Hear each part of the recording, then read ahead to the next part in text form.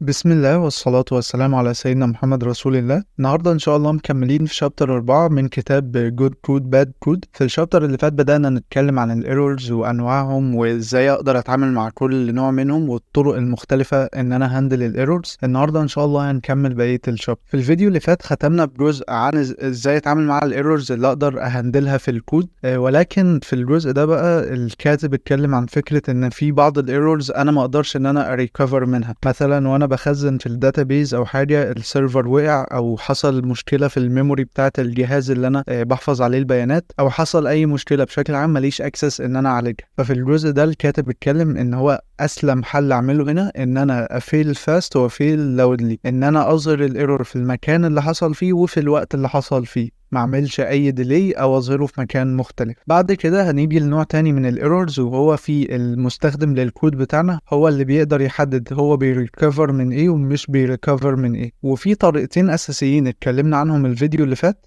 علشان نهندل ده. الطريقة الأولى هي إن إحنا نستخدم ال unchecked exceptions، وفي النوع ده المستخدم للكود بتاعنا مش بيقدر يعرف إن هو محتاج يهندل نوع معين من الايرورز قبل ما يتعامل مع الفانكشن، وده طبعا بيسبب مشكلة كبيرة، وهي فكرة ان احنا نكون متوقعين ان المهندسين الباقيين هيقدروا ان هم يتعاملوا مع الكود بتاعنا بسهولة، او ان احنا نبقى حاطين في بالنا ان هم عندهم فهم محدد للكود والفهم ده في بالنا بس، ولكن هم ما عندهمش اي خلفية بده. على سبيل المثال في الكود اللي قدامنا دلوقتي في الكلاس بتاع الداتا لوجر في فانكشن اسمها لوج داتا بوينت. اللوج داتا بوينت دي مجرد ان هي بتخزن سناب شوت من لحظة معينة في الوقت، ولكن لما جينا نتعامل مع الايرورز في الجزء ده احنا افترضنا ان هو لما يحصل انبوت اوتبوت اكسبشن ان هو حصل مشكله في تخزين السناب شوت من التايم، انا مش مهتم ان انا اعمل اي حاجه، او اللي هو الناس اللي بعدي مش مهتمين باي حاجه. طبعا ده هيسبب ان هو اي حد بيستخدم اللوج داتا بوينت هو متوقع ان الفانكشن بتخزن الداتا بوينت على طول، او اللي هو الانستنت اوف تايم، مش متوقع ان هو ممكن في سيناريو من السيناريوهات ان هو ما تتخزنش الداتا. فعلشان كده النوع ده من الاكسبشنز، وعلشان كده مش بنفضل نهائي ان احنا نستخدم الانتشيكد اكسبشنز. النوع التاني اللي نقدر نستخدمه واللي اتكلمنا عنه في الفيديو اللي فات هو الاكسبليسيت exceptions، وفي النوع ده بنقدر ان احنا نجبر اليوزر اللي يستخدم الفانكشن بتاعتنا ان هو يهندل ايرور من نوع محدد. على سبيل المثال من الفيديو اللي فات كنا استعملنا فانكشن اسمها display square root. الفانكشن دي كانت بتجبر اليوزر ان هو يهندل ايرور من نوع نيجاتيف نمبر اكسبشن، علشان لو اليوزر دخل قيمه بالسالب بدل قيمه موجبه فبالتالي طبعا ملهاش جذر تربيعي فهيحصل ايرور. فلما استخدمنا الاكسبليسيت اكسبشنز اجبرنا اليوزر اللي هيستخدم الفانكشن دي ان هو ينادي على تراي وكاتش ويهندل الايرور اللي من نوع نيجاتيف نمبر اكسبشن للتعامل معاه. طيب انا استفدت ايه لما استعملت الاكسبليسيت اكسبشنز؟ اول حاجه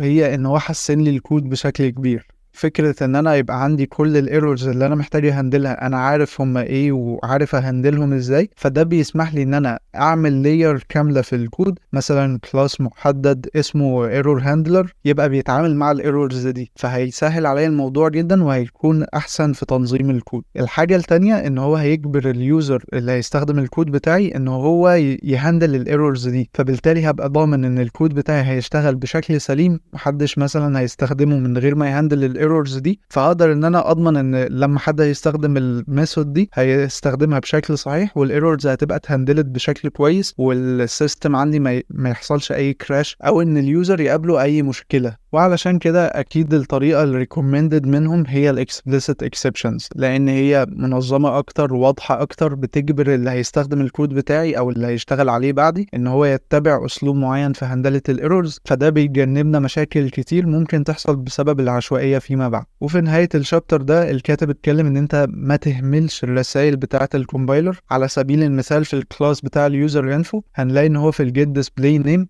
استخدم الريل نيم بدل الديسبلاي نيم. طيب انا هستفيد ايه لما اخد بالي من الرساله بتاعت الكومبايلر هنا؟ في الغالب الكومبايلر هيقولك ان الديسبلاي نيم ما تمش قراءه القيمه بتاعته في اي مكان، فبالتالي هيقولك ان انت مش محتاج تخليه برايفت، او ان هو يعني انت مش محتاج تستخدمه اصلا لان انت مش بتستخدم القيمة بتاعته في اي مكان، مجرد ان انت بتخزن القيمة في الكونستراكتور وخلاص. فبالتالي حاجة زي دي هتسهل عليا جدا ان انا اخد بالي ان انا مستخدم الريل نيم بدل الديسبلاي نيم.